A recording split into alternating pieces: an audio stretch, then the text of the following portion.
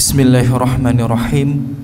Assalamualaikum warahmatullahi wabarakatuh.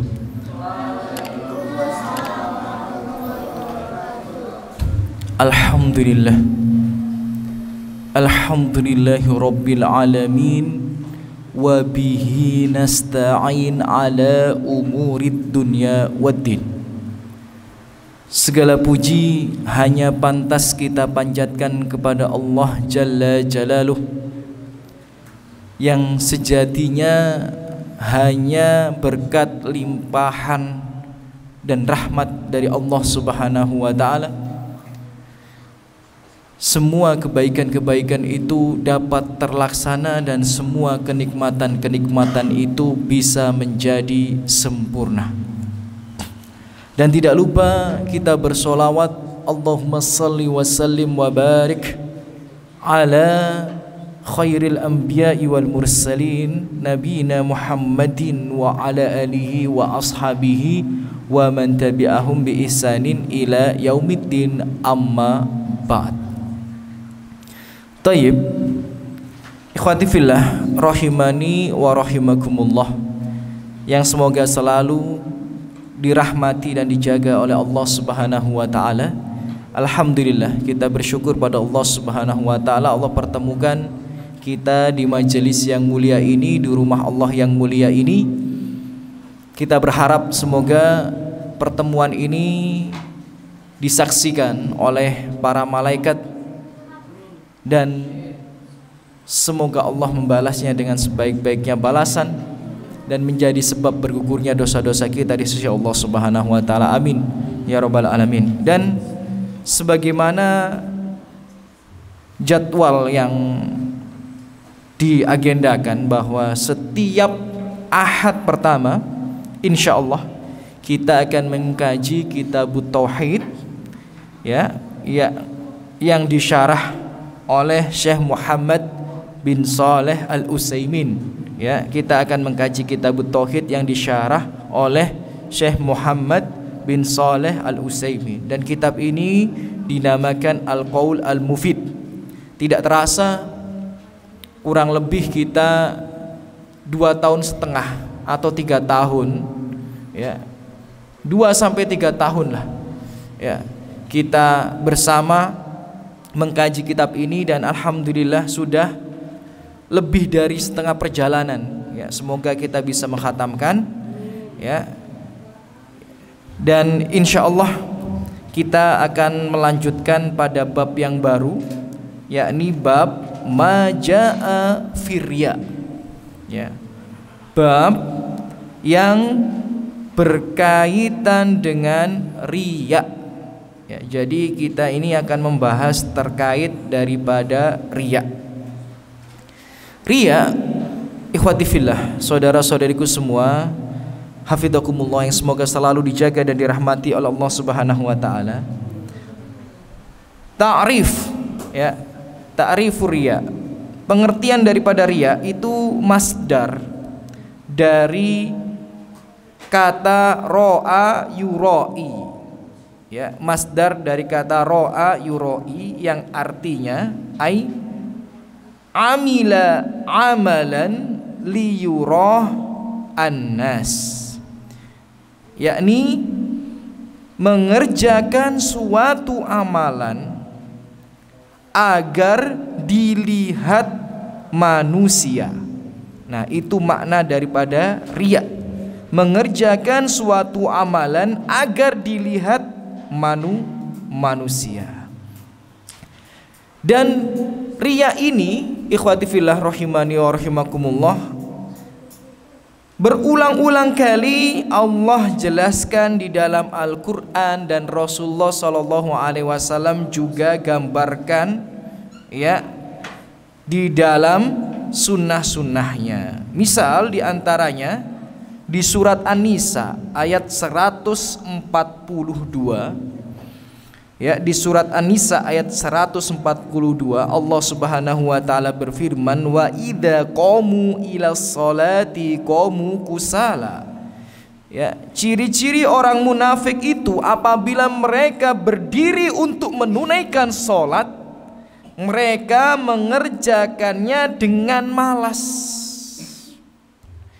Nah, jadi kira-kira ini kita ini terdapat ciri-ciri kemunafikan atau tidak di dalam diri kita. Ya, karena orang munafik itu kata Allah ya, ketika mereka mau menunaikan sholat, mereka itu mengerjakannya dengan malas. Jadi kalau kita mendengar adzan bermalas-malasan datang ke masjid, ya, kemudian melakukan sholat juga dengan ogah-ogahan, itu merupakan ciri-ciri ada tanda kemunafikan di dalam diri kita. Naudzubillah min dzalik.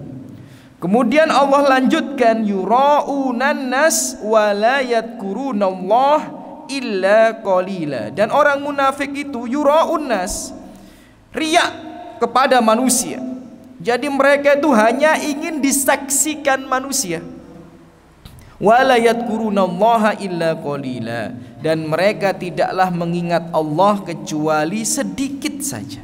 Ya, kecuali sedikit saja. Nah, itu ya salah satu ayat yang menggambarkan, menjelaskan tentang riya di dalam Al-Qur'an. Walaupun ya saudara-saudariku semua, ya di dalam Al-Qur'an ada banyak ayat yang lainnya juga yang berkaitan dengan riya. Taib. Nanti insya Allah akan kita sampaikan beberapa ayat yang menjelaskan hal tersebut atau hadis Rasulullah SAW. Nah, kemudian dijelaskan di sini ya bahwa ada beberapa hal atau beberapa poin yang perlu kita ketahui daripada riya. Ya, ada beberapa hal atau beberapa poin yang perlu kita ketahui terkait daripada riya. Ya. Misal yang pertama, hukmuhu, hukum daripada riya. Hukum riya itu apa sih? Ya. Saudara-saudariku, hukum asal ya. Dikatakan di sini oleh Syekh Muhammad bin Shalih Al-Utsaimin rahimahullah, ar-riya minasyirik al-asghar. Ya, li'annal insan qasada ya bi ibadatihi ghairillah. Riya itu termasuk daripada syirik kecil. Nah, hukum asal daripada riya itu syirik apa? Syirik kecil. Karena seorang manusia mengerjakan sebuah ibadah untuk selain Allah. Waqad yasil ilal akbar, tapi walaupun hukum asal daripada riya itu adalah syirik kecil, ternyata riya itu bisa mengantarkan pelakunya menuju syirik besar. Ya. Bisa mengantarkan pelakunya menuju syirik besar. Ya. Kapan kalau riyanya berlebihan? Ya. Jadi kalau ada orang sebenarnya ada niat ibadah karena Allah, cuma namanya juga manusia ini selalu dibisikin sama syaitan, jazakallah khairan. Ya, selalu dibisik-bisikin sama syaitan, akhirnya muncullah riya itu. Ya, bangga dengan amalnya, merasa dirinya keren, merasa dirinya lebih soleh daripada yang lain, ya, ingin dipuja dan dipuji manusia padahal yang layak untuk dipuji hanya Allah. Itu syirik kecil. Tapi kalau berlebihan, melakukan ibadah dari awal itu hanya untuk manusia, seperti orang-orang munafik, nah ini bisa masuk syirik akbar. Orang munafik di zaman Nabi itu riyaknya syirik akbar. Kenapa? Karena sejatinya mereka tidak beriman kepada Allah. Ya, mereka itu sebenarnya tidak beriman kepada Allah. Cuma karena khawatir dimusuhi umat muslim, khawatir nanti ya dijauhi oleh kaum muslimin, khawatir nanti ya ada banyak hal mudarat yang menimpa mereka. Akhirnya mereka pura-pura sholat, pura-pura puasa, pura-pura zakat, pura-pura menjadi muslim bersama kaum muslimin. maka riya yang seperti ini masuk daripada syirik akbar. Nah, bisa membatalkan keislaman. Naudzubillah min dzalik. Nah, kemudian poin yang kedua, jika kita di poin yang pertama tadi membahas tentang hukum riya, maka di poin yang kedua yang akan kita bahas di sini tentu saja mengutip perkataan dari Syekh Muhammad bin Shalih Al-Utsaimin rahimahullah. Beliau membahas hukum ibadah, ya, idza khalataha ar-riya, apabila tercampur riya daripadanya. Ya. Hukum sebuah ibadah apabila ya tercampur riya daripadanya. Yang pertama, ayyakunal ba'is alal ibadah mura'ah annas minal asl kaman qama yusalli min ajli mura'atin nas, ya, walam yaksid wajhallah. Kalau hukum ibadah yang bercampur daripada riya di dalamnya, jika misal yang pertama itu ibadah itu dari awal memang ditujukan bukan karena Allah, dari awal itu ditujukan bukan karena Allah, maka yang sebagian atau yang seperti ini, ya, yang sebagaimana tersebut, wal ibadah batilah, ibadahnya itu batil, tertolak pahalanya.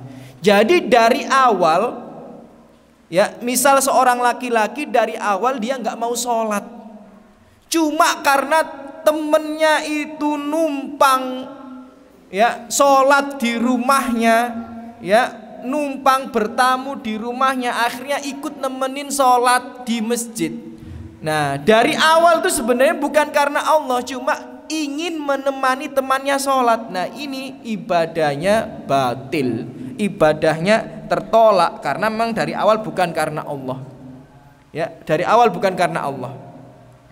Misal diantaranya sedekah, sebenarnya dari awal memang nggak ada niat sedekah supaya mendapatkan ibadah, supaya mendapatkan ridho Allah, tidak. Karena pengen pamer ke temennya, ke tetangganya, ke kerabatnya bahwa dia itu ahli sedekah. Nah, ini kalau dari awal seperti ini, maka ibadahnya batilah, tertolak dalam artian pahalanya, ya, Allah tidak mau menerimanya.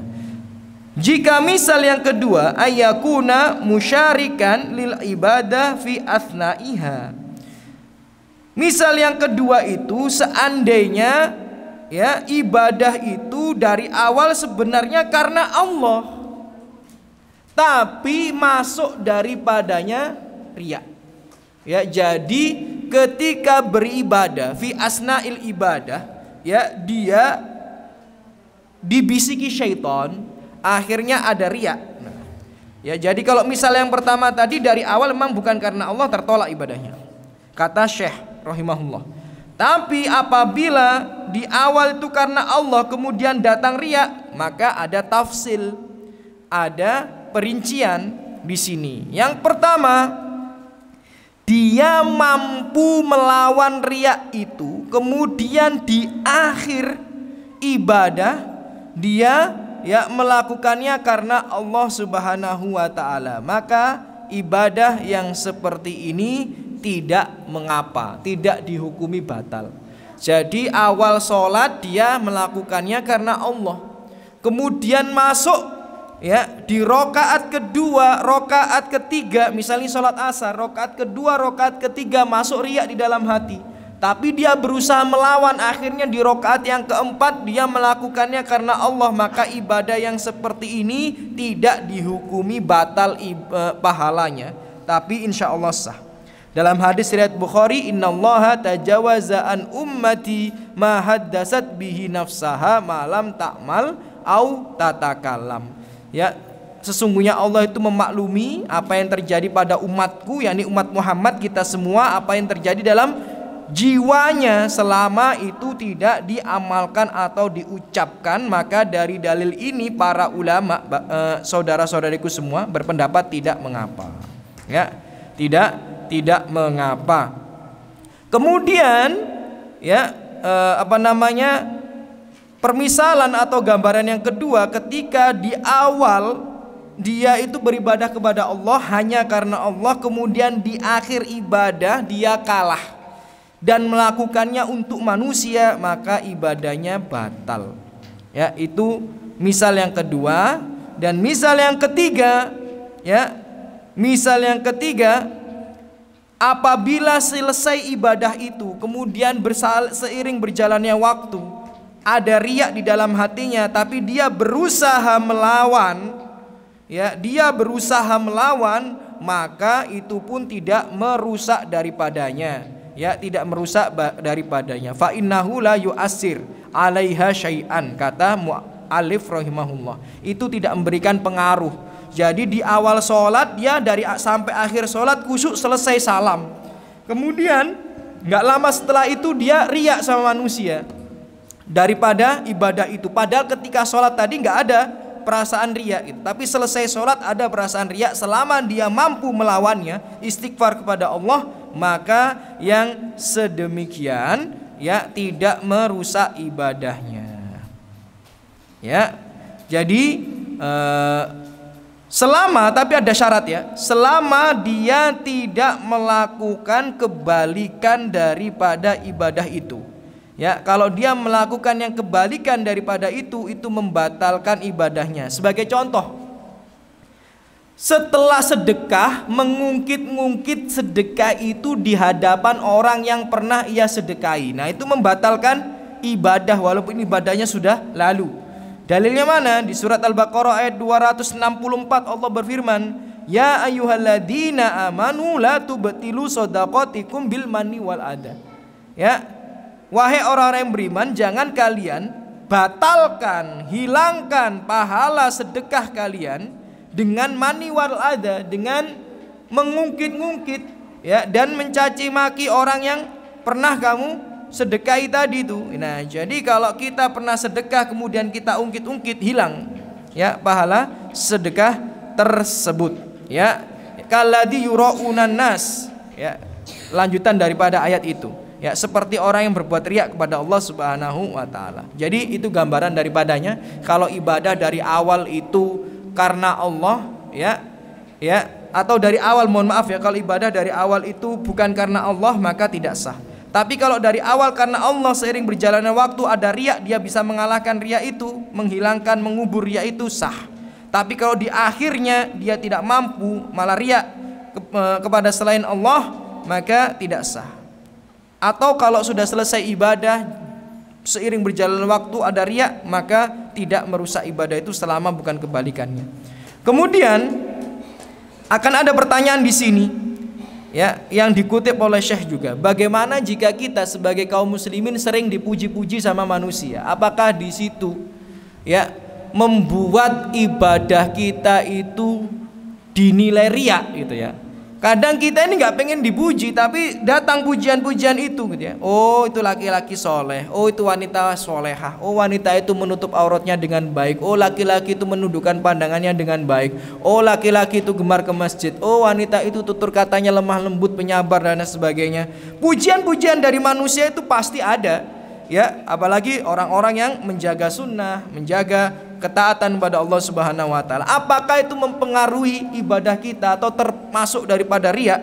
Maka kata Syekh di sini itu bukan termasuk riya. Justru terkadang pujian-pujian yang disampaikan orang-orang kepada orang-orang yang soleh itu adalah kebahagiaan yang Allah, ya, kebahagiaan yang Allah dahulukan, ya, di dunia sebelum dia mendapatkan kebahagiaan di akhirat. Dalilnya mana? Hadis riwayat Muslim. Rasulullah sallallahu alaihi wasallam bersabda, faqal tilka ajil busyra al mu'min. Yang sedemikian itu pujian-pujian dari manusia itu adalah, ya, kenikmatan yang Allah percepat, ya, yang Allah dulukan sebagai kabar gembira bagi seorang mukmin. Jadi pujian-pujian itu insya Allah tidak akan mempengaruhi riya kita selama kita selalu berusaha untuk tidak jatuh daripadanya. ya selalu berusaha untuk tidak jatuh daripadanya. Taib. Ikhwati fillah rahimani wa rahimakumullah, di sini muallif ya Syekh Muhammad ya At-Tamimi rahimahullah mengutip sebuah ayat di surat Al-Kahf. Ya, apa kata Allah Subhanahu wa taala dalam ayat tersebut? Qul innama ana basyarum mislukum yuha ilayya annama ilahukum ilahu wahid. Ya, katakan wahai Muhammad kepada mereka bahwa sesungguhnya aku, ya Muhammad maksudnya, hanya seorang manusia biasa seperti kalian, yang tetapi Allah lebihkan kepadaku untuk menurunkan wahyu, ya diturunkan wahyu itu kepadaku. Annama ilahukum ilahu wahid, sesungguhnya ya Tuhan kalian itu Tuhan yang satu.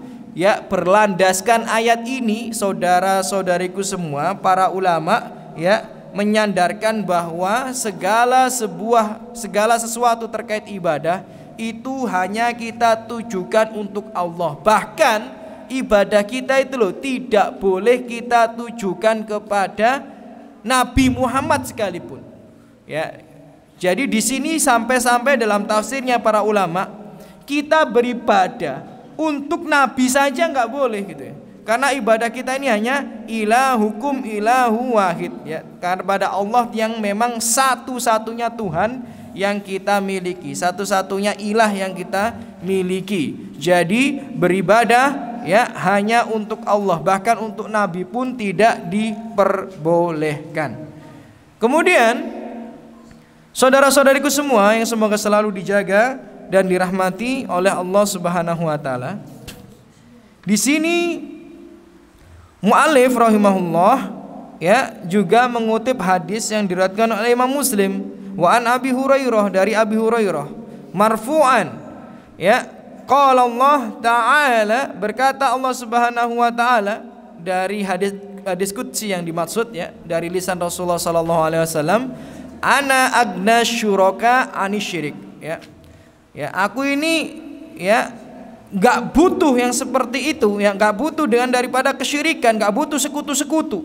Man amila amalan, siapa yang mengerjakan sebuah amalan, asyraka ma'iya fi ghairi, mensekutukan bersamaku selain diriku, taraktuhu wa syirkuh, maka aku tinggalkan dia dengan kesyirikannya. Jadi di sini menjelaskan bahwa seorang yang beribadah itu untuk selain Allah, ya, atau untuk sekutu-sekutu Allah, sampai diibaratkan sebagai sekutu-sekutu Allah, ya, padahal Allah tidak memiliki sekutu, ya, maka taraktuhu wa syirkuhu, Allah akan meninggalkannya dan kesyirikannya. Naudzubillah min dzalik. Bagaimana keadaan kita ketika kita ditinggalkan oleh Allah Subhanahu wa taala? Kita butuh Allah apa tidak, adik-adik? Kita butuh Allah apa tidak? Butuh. Kita ini butuh Allah. Allah berfirman, antumul fuqara ilallah, kalian itu miskin, kalian itu fuqara, kalian butuh Allah Subhanahu wa taala. Tapi bagaimana mungkin kalau kita ditinggalkan Allah?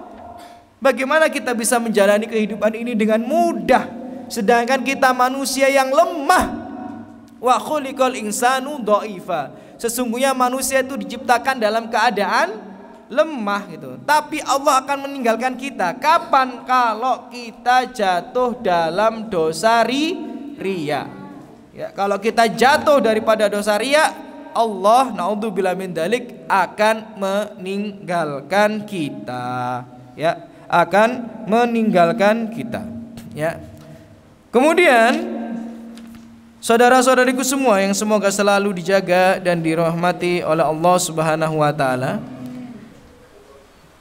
dalam hadis yang lainnya ya yang ditulis oleh muallif ya rahimahullah,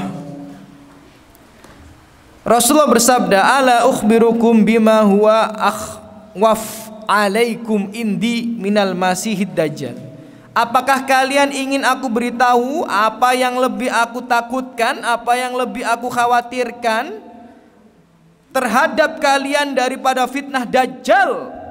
Qalu, mereka berkata, bala, tentu saja ya Rasulullah. Apa yang lebih engkau khawatirkan daripada fitnah Dajjal kepada kami, atas kami? Berkata Rasulullah, qal asyirku al-khafi, syirik yang tersembunyi. Ya, apa syirik yang tersembunyi itu? Yakumur rajul fayusalli fayuzayyinu salatah, naudzubillah min dzalik. Seorang laki-laki yang dia melaksanakan solat kemudian memperbagus dan memperindah solatnya. Untuk apa? Karena apa? Lima yara min nadori rajulin ilaihi, disebabkan ada orang yang melihatnya, yang memperhatikannya. Jadi laki-laki ini sholatnya biasa-biasa aja, tapi ketika dilihat orang, sholatnya langsung spesial. Ya, sholatnya langsung keren. Naudzubillah min dzalik. Ini bahaya ini ya. Ini bahaya ini ya. Jadi jangan sampai kita masuk kategori yang sedemikian. Karena orang yang Rasulullah khawatirkan daripada umatnya itu yang jatuh dalam hal tersebut, yakni syirik yang khafi, yang tersembunyi. Bahkan yang sedemikian itu lebih Rasulullah takutkan daripada fitnah siapa? Dajjal. Dajjal itu sudah mengerikan. Ya, seram Dajjal itu. Ya, matanya tertutup satu. Ya, mata mana yang tertutup? Kiri kanan, kiri kanan, kiri kanan, ya. Ya. Dikatakan wa innad dajjal, ya, akwar al ain al yumna. Jadi matanya Dajjal, ya, nasallallahu al afiyah. Matanya Dajjal yang bermasalah itu yang sebelah kanan. Jadi dia melihat dengan mata kirinya. Dajjal itu menyeramkan, mengerikan. Kenapa? Karena ketika perang nggak pernah kalah. Sampai nanti ya dalam asar dan hadis-hadis Rasulullah dijelaskan sampai datangnya Nabi Isa alaihissalam ya untuk ya mengalahkan Dajjal ya. Jadi menyeramkan, bahkan banyak di antara kaum muslimin murtad untuk mengikuti Dajjal. Ya. Bahkan kita disunahkan untuk berdoa setiap sebelum salam agar terhindar daripada fitnah Dajjal. Tapi ternyata ada yang lebih mengerikan daripada fitnah Dajjal, yakni adalah syirik yang tersembunyi. Apa syirik yang tersembunyi itu? Riya. Ya, maka hati-hati ya daripada riya ya. Kita sebagaimana ketahui Allah berfirman di surat Al-Mulk, alladzi khalaqal mauta wal hayata liyabluwakum ayyukum ahsanu amala. Jadi sesungguhnya tujuan penciptaan langit dan bumi itu, adik-adikku sekalian, ya, penciptaan kita, ya, kematian kita sekalipun, ya, semua itu tujuannya adalah apa? Agar manusia itu diuji. Untuk apa? Untuk diketahui siapa yang paling baik amalnya. Dan ternyata kata para ulama tafsir, yang paling baik amalnya adalah akhlasuhu wa aswabuhu. Akhlasuhu itu apa? Yang paling ikhlas. Dan aswabuhu adalah yang paling benar. Benar itu menyesuaikan syariat. Tidak boleh kita beramal tanpa ada dalil daripada syariat, ya, tanpa dalil daripada syariat, ya. Maka di akhir surat Al-Kahfi ya, kalau kita senantiasa baca, apa firman Allah Subhanahu wa taala? Faman kana yarju liqa'a rabbi. Siapa yang mengharapkan pertemuan dengan Allah, ya, falyamal amalan, ya, maka hendaknya ya dia beramal soleh, wala yusyrik bi ibadati rabbih ahada. Ya, hendaknya dia melakukan amal soleh dan tidak melakukan kesyirikan terhadap Allah Subhanahu wa taala, dan yang dimaksud diantaranya adalah riya. Jadi adik-adikku sekalian, pastikan amal ibadah kita ini diterima, dan syarat diterimanya ibadah ini ada berapa? Ada berapa? Ada berapa? Wong saya ini nggak ngasih tahu 5 kok. Tangan saya gini belum tentu 5. Ya, ada berapa? Ada 2. Syarat diterimanya ibadah ada 2. Yang pertama ikhlas karena Allah, yang kedua adalah ittiba, yakni mengikuti aturan ya yang telah ditetapkan oleh Allah Subhanahu wa taala, yang diajarkan oleh Rasulullah sallallahu alaihi wasallam. Ya, jadi kalau kita beribadah nggak ada tuntunannya, ya nggak akan terima. Dan kita beribadah walaupun ada tuntunannya, ya, tapi kalau tidak ikhlas karena Allah juga akan sia-sia. Coba saya tanya kepada adik-adik, kalau kita sholat maghrib 4 rakaat diterima apa tidak? Ya enggak. Ya, kalau sholat subuh 3 rakaat diterima apa tidak? Tidak. Ya, karena tidak mengikuti aturan Rasulullah SAW. Begitu pula kalau kita sholat subuh walaupun sama-sama 2 rakaat, tapi kita lakukan bukan karena Allah, kita lakukan hanya untuk manusia, maka itu juga sia-sia. Taib. Ya. Tidak terasa 30 menit kita bersama. Di sini ada sebuah kisah yang indah, ya. Ada sebuah kisah yang indah. Ya. Ada sebuah kisah yang indah yang mewakili daripada riya. Semoga dengan mempelajari kisah ini, mengingat kisah ini menjadi benteng, ya, pengingat daripada supaya kita ini tidak terjatuh ke dalam riya atau syirik asghar, ya. Ikhwati fillah rahimani wa rahimakumullah, ada seorang laki-laki namanya Abu Soyyad. Siapa namanya? Abu Soyyad. Abu Soyyad ini laki-laki miskin, ya, nggak punya duit, nggak punya duit, miskin. Seketika itu dia pulang ke rumahnya, kemudian istri dan anaknya menyampaikan kabar bahwa mereka sedang lapar dan tidak ada makanan yang dimasak. Bayangkan ya, seorang laki-laki punya anak, punya istri di rumah, kelaparan, ternyata di rumah nggak ada makanan yang bisa dimasak. Kemudian Abu Soyyad ya, Abu Soyyad mengetahui hal itu, beliau datang ke gurunya terlebih dahulu. Jadi nggak langsung kerja, minta nasihat, minta masukan kepada gurunya. Itu penting. Jadi terkadang sebelum kita ikhtiar itu mendapatkan nasihat dari orang soleh, mendapatkan nasihat dari orang yang profesional, berpengalaman, itu penting, ya, supaya kita tidak melakukan hal-hal yang sia-sia atau ya persentase kesuksesan kita lebih besar. Jadi Abu Soyyad ini mendatangi gurunya, mendatangi ustadznya, menceritakan keadaannya bahwa di rumah istri dan anaknya kelaparan, tidak ada makanan yang dimasak.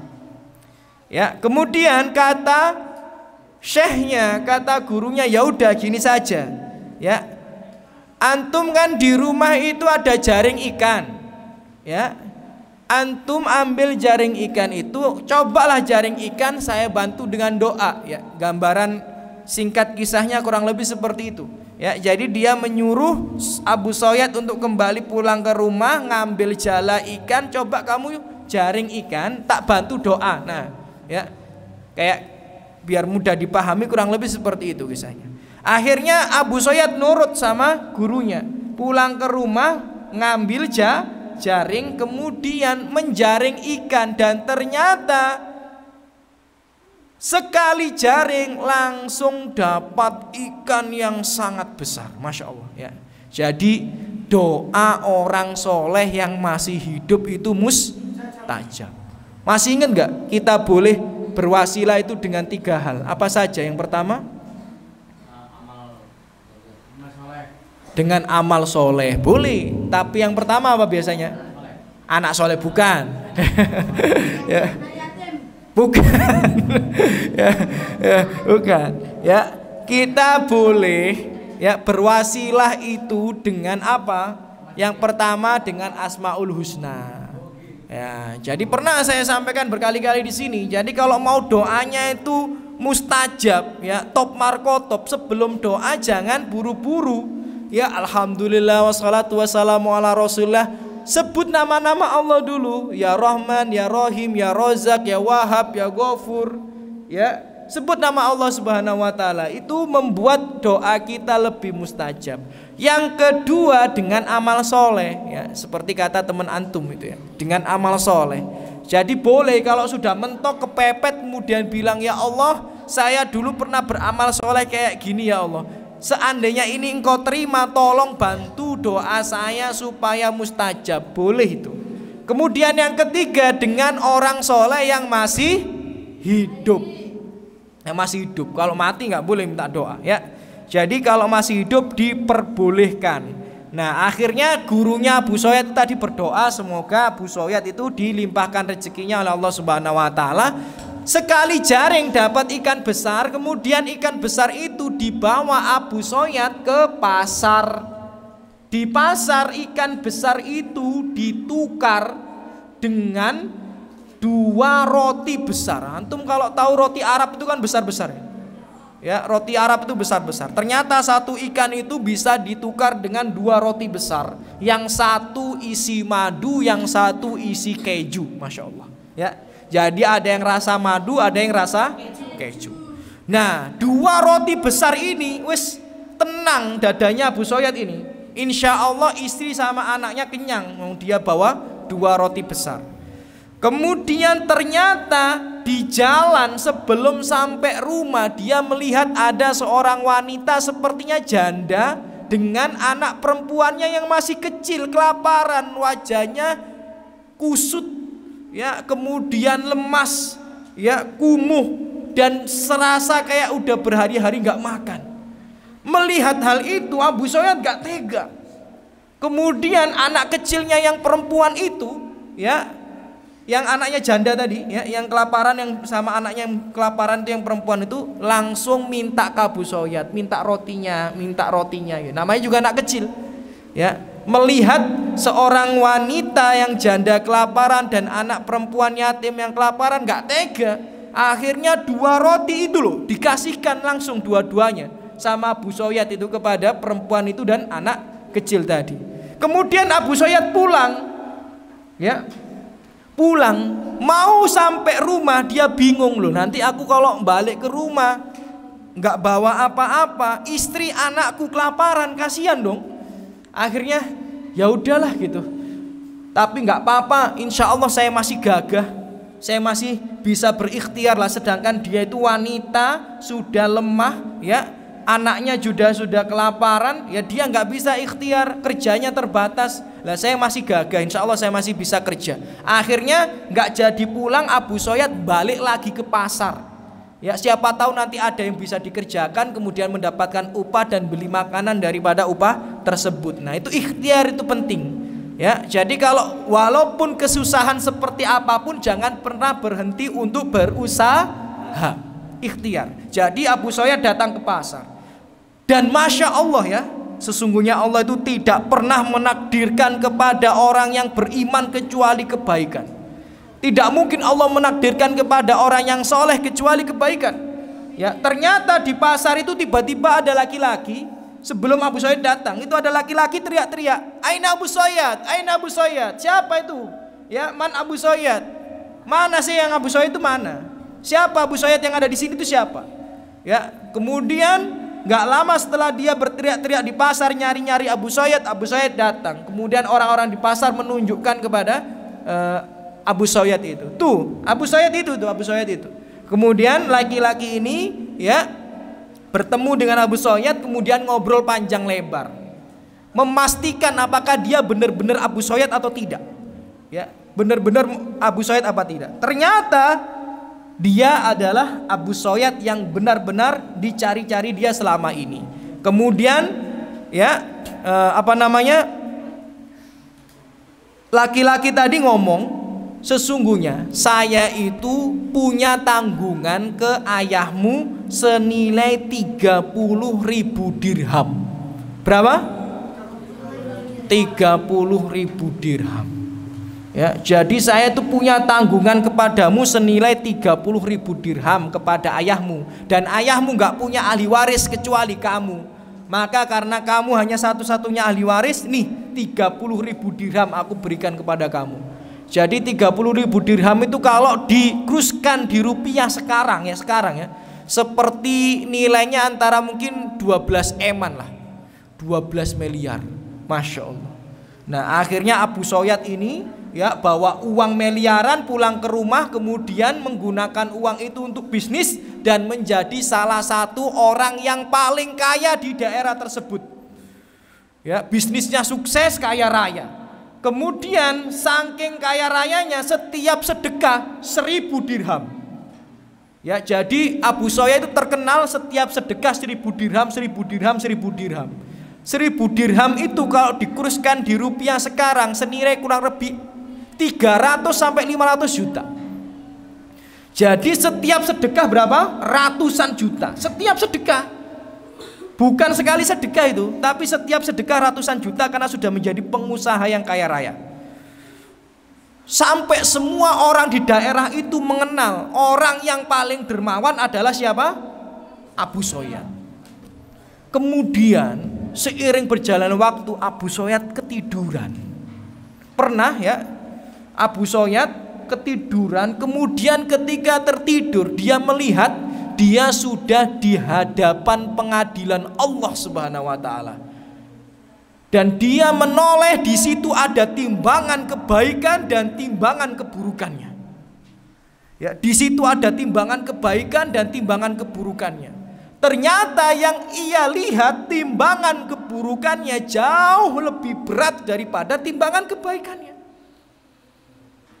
Kemudian dia mencoba bertanya kepada Allah, Aina sodakoti, aina sodakoti, mau protes.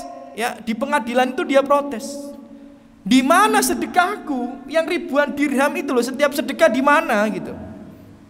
Ya, kemudian datangkan sedekahnya Abu Soyad. Ya, ada suara, datangkan sedekahnya Abu Soyad. Didatangkan sedekahnya yang ribuan dirham itu, yang ratusan juta, ratusan juta, ratusan juta. Ternyata ketika ditaruh di timbangan yang sebelah kanan, timbangan kebaikan itu tidak bergerak sedikit pun. Tidak bergerak sedikit pun timbangan itu. Padahal ratusan juta. Bukan ratusan ribu, tapi ratusan juta setiap sedekah ditimbang di timbangan kebaikan, gak gerak. Kemudian dia langsung jatuh tersungkur. Dia langsung jatuh tersungkur. Kemudian dia merasa sudah, aku akan celaka hari ini. Kemudian dikabarkan kepadanya, fihi syahwatun nafs. Sesungguhnya ribuan dirham yang kau sedekahkan itu fihi syahwatun nas, ada rasa bangga dengan diri. Jadi kalau kita sholat, bangga dengan sholat kita. Kalau kita kajian, bangga bisa hadir di majelis taklim yang lain gak bisa hadir. Ya, ngafal Quran, hafalannya banyak, bangga, wah aku yang paling soleh. Ya, aku yang paling pinter, aku yang paling cepat ngafal Quran. Ya, ketika imam suaranya indah, suaraku yang paling merdu. Ya, ya. Jadi semuanya itu ada rasa bangga dengan diri sendiri. Ketika sedekah, aku sedekah sing paling akeh, sing liyane pelit-pelit, bakhil-bakhil, aku sing paling dermawan. Kalau ada rasa bangga, ujub dengan diri sendiri, itu menghapus semuanya, sia-sia amal itu. Ya, kemudian datang suara lagi, ya, dikatakan kepada Abu Soyad, innaka la tutlamu al-yaum. Hari ini kamu benar-benar tidak akan terzalimi. Kemudian didatangkan, masih ada. Ya, masih ada amal ibadahmu yang belum ditimbang. Abu Soyad bertanya-tanya, amal ibadah yang mana lagi? Kemudian dijawab, 2 roti yang kau berikan kepada seorang wanita miskin beserta anak perempuan yang kelaparan itu. Tapi Abu Soyad merasa kalau ratusan juta aja tidak bisa menggerakkan timbangan kebaikan, apalagi cuma 2 potong roti. Tapi Allah itu tidak pernah menyia-nyiakan amal kebaikan kita walaupun sekecil biji sawi. Maka tetap didatangkan 2 potong roti itu, ditaruh di timbangan kebaikan. Tiba-tiba timbangan kebaikannya yang dilihat sama Abu Soyad sama beratnya, langsung jelek sama beratnya. Wah, mulai agak tenang Abu Soyad.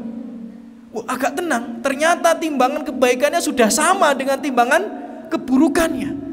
Kemudian dikatakan lagi, innaka latudlamul yaum, hari ini kamu tidak akan dizolimi. Masih ada lagi amal kebaikan yang belum ditimbang. Abu Said bertanya-tanya, amal kebaikan yang mana? Kamu ingat tidak, ketika kau berikan roti kepada gadis perempuan kecil yang kelaparan itu, dia tersenyum kepadamu. Maka datangkanlah senyuman gadis itu dan timbangkanlah ketimbangannya Abu Sayyad. Hanya senyuman dari seorang gadis kecil, ketika ditimbang di timbangan kebaikan, tiba-tiba langsung jep, lebih berat timbangan kebaikannya. Dan sebagaimana yang kita hafal di surat Al-Qari'ah, bahwa barang siapa yang lebih berat timbangan kebaikannya, maka dia akan dimasukkan ke dalam surga. Ya.